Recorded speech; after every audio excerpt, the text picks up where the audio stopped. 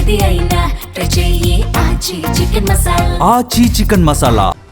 ఆయన వెనకేమో మాజీ మంత్రి, ఈయన వెనకేమో ప్రస్తుత మంత్రి, ఇద్దరే తగ్గేదే లేదంటున్నారు. సవాళ్లు ప్రతి సవాళ్లతో సిగముగుతున్నారు. దీంతో పటాన్చెరు రాజకీయం పతాక స్థాయికి చేరడమే కాదు, రసపట్టులో ముందుకు సాగిపోతోంది. ఇంతకీ అసలు అక్కడ ఏం జరుగుతుందో చూడండి.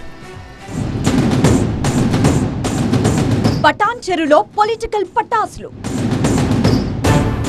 వసూళ్ల దందా ఎవరిది? మైనింగ్ మాఫియా ఎవరిది? వేదిక అయ్యేందుకు TV9 సిద్ధం. సవాల్పై చర్చకు నాయకులు సంసిద్ధమా? అటు ఉమ్మడి మెదక్ జిల్లాకు, ఇటు హైదరాబాద్ మహానగరానికి వారధిలా ఉండే పటాన్చెరు నియోజకవర్గంలో రాజకీయం నిప్పులు కక్కుతోంది. అటు అధికార పక్షం కాంగ్రెస్, ఇటు ప్రతిపక్షం బీఆర్ఎస్, ఇలా రెండు పార్టీలనే కంటే వాటికి ప్రాతినిధ్యం వహిస్తున్న నాయకుల మధ్య మాటల యుద్ధమే ఈ పరిస్థితికి కారణమని చెప్పొచ్చు. అసలే ఇక్కడి ఎమ్మెల్యే ఫిరాయింపు పుణ్యమా అని 2 ఏళ్లుగా వార్తల్లో పతాక శీర్షికన నిలుస్తున్న స్థానిక రాజకీయం ఇప్పుడు మరింత మంటలు రాచుకుంటోంది. పరస్పర ఛాలెంజ్లతో పొలిటికల్ థండర్స్ ని సృష్టిస్తున్నారు నేతలు. 2023లో బీఆర్ఎస్ నుంచి ఎమ్మెల్యేగా గెలిచిన గూడెం మహిపాల్ రెడ్డి పార్లమెంట్ ఎన్నికల తర్వాత కాంగ్రెస్ కండువా కప్పుకోవడంతో ఇక్కడ రచ్చ మొదలైంది. కాంగ్రెస్ లో కుదురుకోని గూడెం ఆ పార్టీ ఇన్ఛార్జ్ కాట శ్రీనివాస్ గౌడ్ తో అమీతుమీ అంటూనే ఉన్నారు. ఆ జగడాలు కాస్త అనుచర వర్గాలు పరస్పరం కొట్టుకునేదాకా వెళ్లాయి. గాంధీ భవన్ ను ఈ సెగ గట్టిగానే తాకింది. అయితే ఇటీవలే మళ్లీ గూడెం మహిపాల్ రెడ్డి బీఆర్ఎస్ కు చేరువ కావడంతో పటాన్చెరు రాజకీయం కొత్త మలుపు తీసుకుంది. ఎమ్మెల్యే గూడెం, కాంగ్రెస్ నేత కాట శ్రీనివాస్ గౌడ్ల మధ్య మరో రచ్చ మొదలైంది. ఇప్పుడు మైనింగ్ అక్రమాలపై ఇటీవలే అసెంబ్లీ వేదికగా మాట్లాడిన హరీష్ రావు ఇలాంటి ఇష్యూలోనే ఎమ్మెల్యే గూడెం మహిపాల్ రెడ్డి సోదరుణ్ణి అరెస్ట్ చేశారంటూ పటాన్చెరు అంశాన్ని ప్రస్తావనకు తేవడం వివాదానికి బీజం వేసింది. గూడెం సోదరుల మైనింగ్ మోసాలేంటో ఒక్కసారి గ్రౌండ్ లెవెల్లో వచ్చి చూడాలంటూ హరీష్ కు సూచించారు కాట శ్రీనివాస్ గౌడ్.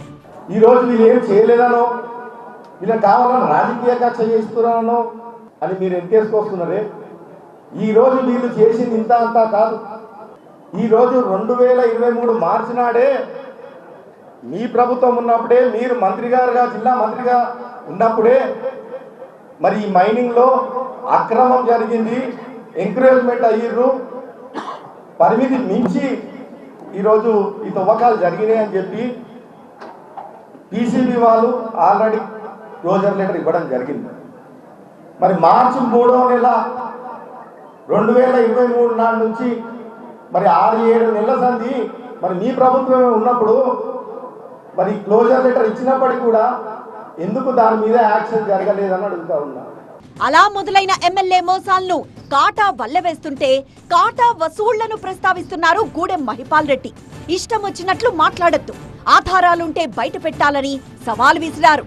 నా మైనింగ్ విషయంలో మళ్ళొకసారి చెప్తూ, నాతోటి ఏమన్నా మా సంతోషానితో ఏమన్నా తప్పు జరిగితే దాని అధికారులతో రెటిఫై చేసుకుంటా, ఎక్కువ కొట్టినట్టుంటే పెనాల్టీ కడతా, సిద్ధంగా ఉన్నా, తప్పును ఒప్పుకోవడానికి సిద్ధంగా ఉన్నది.